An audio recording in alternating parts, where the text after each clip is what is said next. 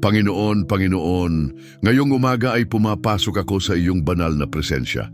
Dinadala ko ang aking puso sa iyo, lubos na mababa, lubos na nakasuko. Tulad ng isang lingkod na naghahanap ng kanlungan sa gitna ng bagyo, lumalapit ako na may pusong humihingi ng iyong makapangyarihang tulong at proteksyon. Tulad ng iyong lingkod na si David sa kanyang mga panahon ng kahirapan at pag-uusig, ako rin ay lumalapit sa iyo ng may ganap na pananampalataya. Ang parehong mga tubig na sumubok sa mga tao noon ay siya ring sumusubok sa aking pananampalataya ngayon. Ngunit ikaw ay nananatiling pareho, kahapon, ngayon, at magpakailanman. Ako ay lumalapit hindi bilang isang pulubi, kundi bilang anak. Hindi bilang alipin, kundi bilang tagapagmana. Itinatag ko ang aking mga paa sa pundasyon ng iyong salita at idineklara na may karapatan akong tumayo rito sa iyong presensya sa pamamagitan ng dugo ng kordero. Panginoon, maaari mong ipaglaban ang mga nakikipaglaban sa akin.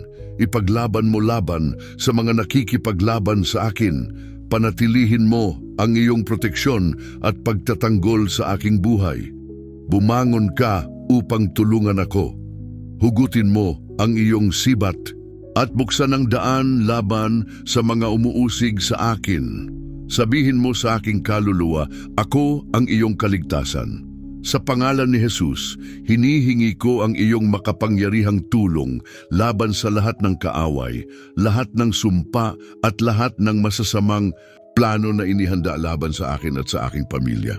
Idinedeklara ko na ang bawat sandatang ginawa laban sa akin ay hindi magtatagumpay. Binabasag ko ngayon sa pangalan ni Jesucristo ang bawat sumpa na ibinato laban sa aking buhay, aking pamilya, aking kalusugan, aking pananalapi at aking buhay espiritual. Hinihiling ko na ang bawat dambana na itinayo laban sa kaalaman ng Diyos ay masira ngayon. Ang bawat mangkukulam, bawat salamangkero, bawat huwad na propeta at lahat ng gumagamit ng kapangyarihang espiritual laban sa akin ay mawawalan ng bisa at kapangyarihan sa sandaling ito. Amang makalangit, sa sandaling ito ay ginagamit ko ng buong lakas ang aking mga karapatan bilang iyong anak. Idinedeklara ko, ako ay tinubos ng dugo ng kordero. Wala ni isang sandata na ginawa laban sa akin ang magtatagumpay. Idinedeklara ko na ang aking mga tanikala ay nabali. Ang tanikala ay nabasag. Ako ay ganap na malaya mula sa lahat ng espiritual na pagkaalipin at impluensya ng kadiliman. Sa kapangyarihan na ibinigay sa akin ni Jesucristo, idinedeklara ko ang aking ganap na kalayaan. Ang bawat sumpa ng kahirapan, bawat sumpa ng karamdaman, bawat sumpa ng pagkakahiwalay, aksidente at kamatayan, lahat ng ito ay winawasak sa sandaling ito. Sa pangalan ni Jesucristo, winawalang bisa ko ang bawat ritual na isinagawa upang ipailalim ako sa pagkaalipin. Ang dugo ni Jesus ay nagsasalita ng mas mabubuting bagay kaysa sa dugo ni Abel. Ang dugo ni Jesus ay nagsasalita ng kalayaan, kaligtasan at tagumpay sa aking buhay. Ang dugong ito ay nagsasalita ng mas malakas kaysa sa anumang sumpa, mas malakas kaysa sa anumang ritual, mas malakas kaysa sa anumang salitang binitiwan laban sa akin. Panginoong Diyos, Ikaw ang Diyos ng lahat ng laman. Mayroon bang bagay na napakahirap para sa iyo? Ikaw ang Diyos na lumikha ng langit at lupa sa pamamagitan ng iyong dakilang kapangyarihan at unat na bisig. Walang imposible para sa iyo. Hinihiling ko na ang iyong mapagpagaling na kamay ay umabot sa bawat bahagi ng aking katawan, mula sa tuktok ng aking ulo hanggang sa talampakan ng aking mga paa. Idinedeklara ko na ako ay nasa iyong ganap na kalusugan at kagalingan. Anumang sakit, anumang karamdaman, anumang impeksyon, tinatanggihan ko lahat ng ito sa pangalan ni Jesus. Sa pamamagitan ng mga latay ni Jesus, ako ay gumaling.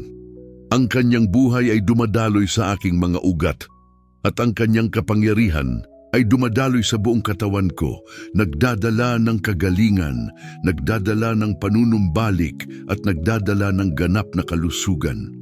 Bawat selula ng aking katawan ay inaayos ng iyong kapangyarihan. Panginoon, idinedeklara ko ang kagalingan sa aking sistemang nerbiyos, aking sistemang sirkulasyon, aking sistemang paghinga, aking sistemang panunaw. Idinedeklara ko na ang aking puso ay tumitibok sa ritmo ng iyong kalooban. Ang aking mga baga ay humihinga ng hininga ng buhay. Ang aking isipan ay malinaw at nakatuon sa iyo. Amang makalangit, dinadala ko rin ang aking kalagayang pinansyal sa iyong presensya. Sinasabi ng iyong salita na ikaw ang Diyos na nagbibigay sa akin ng kapangyarihang magtamo ng kayamanan. Idinedeklara ko na ako ay malaya mula sa espiritu ng kahirapan at kakulangan. Binabasag ko ang lahat ng sumpa ng kahirapan sa aking buhay. Ang mga ito ay winasak sa pangalan ni Jesus. Binubuksan ko ang aking puso at aking kamay upang tanggapin ang lahat ng panustos ng Diyos para sa aking buhay. Idinedeklara ko na ako ay tagapagpala at hindi pabigat. Idinedeklara ko na ang aking mga kamay ay pinagpala, ang aking mga negosyo ay pinagpala at lahat ng aking mga gawain ay pinagpala.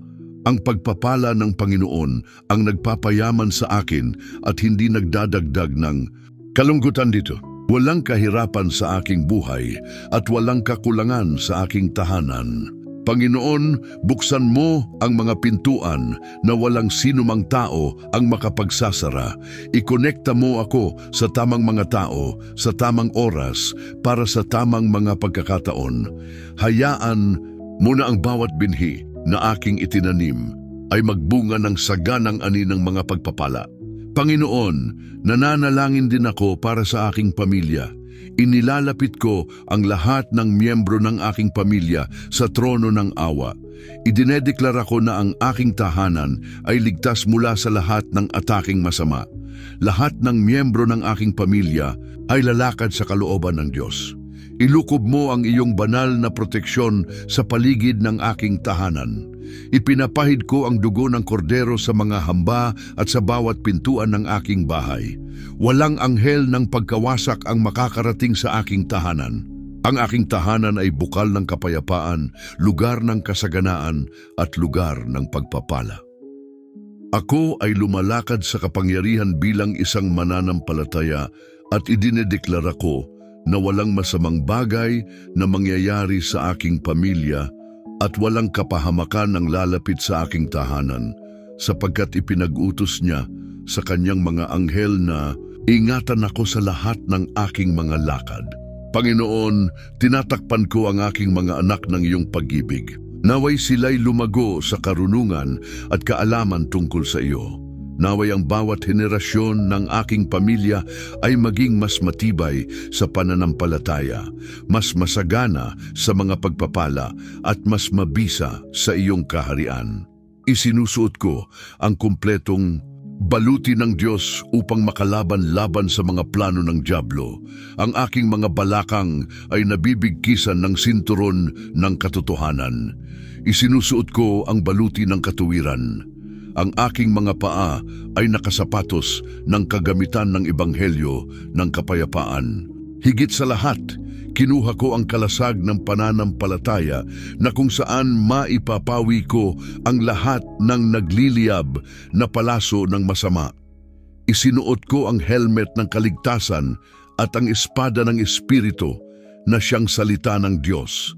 Ako ay lubos na nakahanda para sa labanan at ganap na protektado ng iyong kapangyarihan.